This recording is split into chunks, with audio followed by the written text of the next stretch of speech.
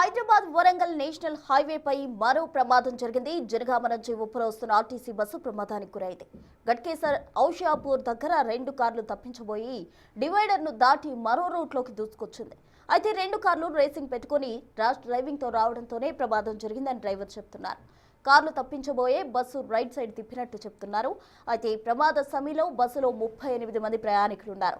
తీవ్ర భయాందోళనకు లోనైన జనం హుటాహుటిన బస్సు దిగారు. ప్రమాదం నుంచి ప్రయాణికులంతా సేఫ్ గా బయటపడడంతో అందరూ ఊపిరి పీల్చుకున్నారు.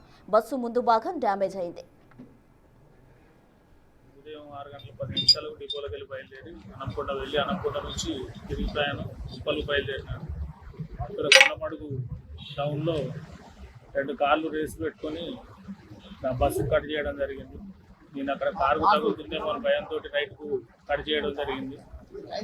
ఆ రైట్ సైడ్లో వాటర్ పోవడానికి అని చెప్పేసి డివైడర్కు